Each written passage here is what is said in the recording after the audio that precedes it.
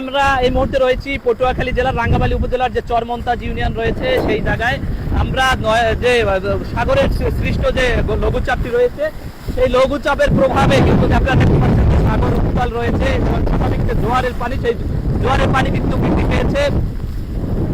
আমরা এই মুহূর্তে রয়েছি যে নয়ারচর গ্রামে, সেখানে ভয়াবহ অবস্থা। সেখানে আপনারা দেখতেই পাচ্ছেন যে একটি ঘর আমার পিছনের যে মানুষ বসবাস করতেছেন সেই ঘর কিন্তু ক্ষতিগ্রস্ত হয়েছে, পানিতে প্লাবিত হয়েছে। স্বাভাবিক যে জোয়ার সেই জোয়ারের পানির বৃদ্ধির ফলে কিন্তু এখানে মানুষ অনেকটা ক্ষতিগ্রস্ত হয়েছে। যদি আপনাদের কিন্তু আরেকটু বিষয় জানিয়ে রাখি, সেটা হলো যে ঘূর্ণিঝড় লঘুচাপ সৃষ্টির প্রভাবে যে জোয়ারের পানি, সেই জোয়ারের পানি কিন্তু স্বাভাবিক জোয়ারের চেয়ে পানি বৃদ্ধির ফলে যে নয়ারচর গ্রামটি রয়েছে সেই গ্রামের শতাধিক পরিবার যে কিন্তু এখানে ক্ষতিগ্রস্ত হয়েছে। অনেক ঘরের যে ঘরের যে ভিটি রয়েছে সেই ভিটির মাটি সরে গিয়েছে এবং ঘরের যে গৃহস্থলী মালামাল সেগুলোও কিন্তু ক্ষতিগ্রস্ত হয়েছে। এই মুহূর্তে আমরা পটুয়াখালী জেলার রাঙ্গামালী উপজেলার যে চরমন্তাজ ইউনিয়নের যে নয়ারচর গ্রাম আছে সেখানে প্রায় শতাধিক পরিবার পানিবন্দী হয়ে যাওয়ার বিষয়গুলো যদি আপনাদের বলে, এখানে আমরা একটু কথা বলতে চেষ্টা করব। এখানে যারা আছে তাদের সাথে একটু কথা বলার চেষ্টা করবো, তারা আসলে এখানে কিভাবে ক্ষতিগ্রস্ত। আমরা এখানে ঢোকার পূর্বে দেখতে পেরেছি যে এখানে অনেক মানুষের যে গবাদি পশু সেগুলো কিন্তু ভেসে যেতে দেখেছি, বিশেষ করে গরু ছাগল এবং হাঁস মুরগি এগুলো কিন্তু আমরা ভাসতে দেখেছি। যদি একটু কথা বলবো যে আপনাদেরই তো এই ঘর না, আসলে কি ধরনের ক্ষতিগ্রস্ত হয়েছেন বা কি হঠাৎ করে কি হয়েছে একটু বলেন। যদি হঠাৎ করে মনে করেন পানি আইয়া সবকিছু গড়গড়ে লয়ে গেছে, আমরা যে দাঁড়াম এরকম কোনো জায়গা নাই। মনে করেন কখন থেকে এটা হচ্ছে? এটা কালকে রাত থেকে। আপনারা কি ধরনের ক্ষতি হয়েছে? আমাদের হাঁস মুরগি গরু বাছুর সব নিয়ে গেছে স্যার। আমরা গরিব মানুষ, খাইতে আমরা করছি, কামাই করে এদিকে জোগাড় করছি, কিন্তু আমাকে এটি সব নিয়ে গেছে। এখন আমরা অসহায়, বুঝছেন। আপনারা কি এর আগে কি বেরিবাদ ছিল? আপনারা কি ধরনের ক্ষতি করেছেন? আরো 4-5 বছর ধরে বেরিবাদ দিয়েছে, বুঝছেন। দিলে ভাঙ্গিয়া প্রত্যেক বছরই আমাদের এইভাবে নিয়ে যায়, ক্ষতি হয়ে যায় প্রত্যেক বছরই।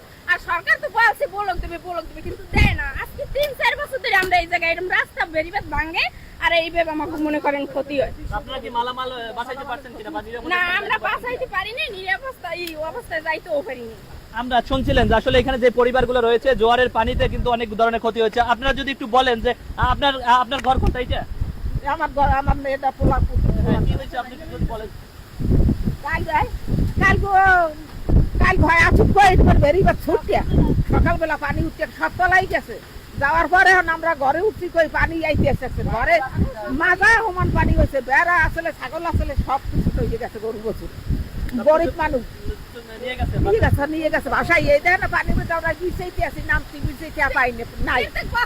প্রত্যেক বছর এই ব্যাপার। আপনারা শুনছিলেন যে এখানে যারা ক্ষতিগ্রস্ত পরিবার আছে, মায়েরা রয়েছে, তারা নিরাপদে তাদের সন্তানদেরকে নিরাপদ স্থানে রাখলেও তারা কিন্তু তাদের মাটির যে মায়া, এই কারণে তাদের মালামাল যে ভাসিয়ে না নিয়ে যায় সেটা রক্ষার্থে কিন্তু সর্বোচ্চ চেষ্টা চালিয়ে যাচ্ছেন। এখানে যদি আপনার কি ক্ষতি হয়েছে? আপনারা আমার ঘর বাড়ি বেড়া আসলে, গরু আসলে, কবুতর, হাঁস মুরগি সব লয়ে গেছে, কিছু নাই আমার ঘরে, সব লয়ে গেছে। আমার কোনো জায়গা নাই, আমি গরিব, আমার টাকা পয়সা কিছু নাই, কিন্তু আমি কোনো জায়গা যাবো এমন কোনো জায়গাও নাই।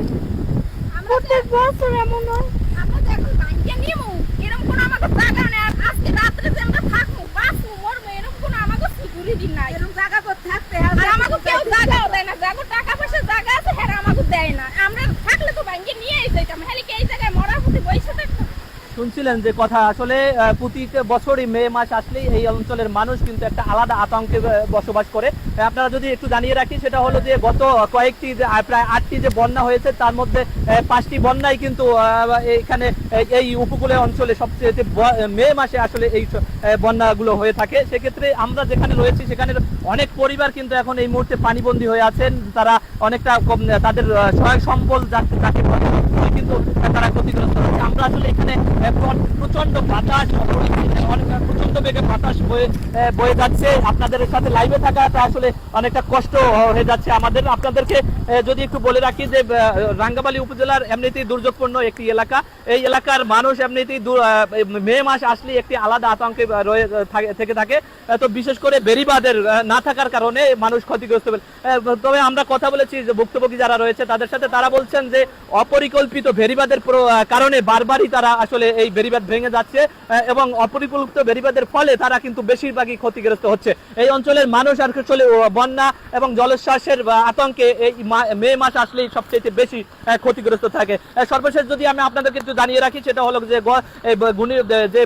সাগরের সৃষ্ট যে লঘুচাপটির প্রভাবে কিন্তু গতকালকে থেমে থেমে বৃষ্টি হলেও আজকে ভোর রাত থেকে কিন্তু প্রচন্ড বেগে বৃষ্টি হচ্ছে, বাতাস বয়ে যাচ্ছে, প্রচন্ড বেগে বাতাস বৃষ্টি কিন্তু এই মুহূর্তে এখানে বিদ্যমান রয়েছে। অনেক বাড়িতে আমরা দেখেছি, আমরা এই গ্রামটিতে আসলে সকাল থেকে ঘুরে ঘুরে দেখছি যে অনেক মানুষের ঘর বাড়ি কিন্তু ভেঙে এবং বিশেষ করে পানির স্তরে কিন্তু ভিটে মাটি সব কিন্তু সরিয়ে নিয়ে যাচ্ছে এবং ভিতরে থাকা গৃহস্থলে যে মালামাল থাকে সেটিও কিন্তু ভাসিয়ে নিয়ে যেতে দেখেছি। যদি সর্বশেষ বলি যে এই লঘুচাপের প্রভাবে যে সাগরের যে জোয়ারের পানি সেটা কিন্তু বৃদ্ধি পেয়েছে এবং বাতাসের প্রচন্ড তাপের কারণে কিন্তু আপনারা এখানে দেখতে পাচ্ছেন যে একটি ঘর, আসলে ঘরের মধ্যে এই মুহূর্তে আসলে কিছু নেই, কারেন্টের যে খাম্বাগুলি রয়েছে সেটিও কিন্তু ভেঙে থাকতে দেখেছি, তা বিভিন্ন জায়গায় গাছ পড়ে থাকতে আমরা দেখেছি এবং পানির সাথে বিভিন্ন ধরনের যে গৃহস্থলী মালামাল সেইগুলো কিন্তু আমরা ভেসে আসতে এই মুহূর্তে আমরা বিভিন্ন জায়গায় দেখেছি। আসলে এই মুহূর্তে আর আমরা লাইভে থাকতে পারছি না প্রচন্ড বৃষ্টি বাতাসের কারণে। তো এই ছিল আমার কাছে সর্বশেষ, আপনাদের কাছে সাথে আবারও যুক্ত হওয়ার চেষ্টা করব।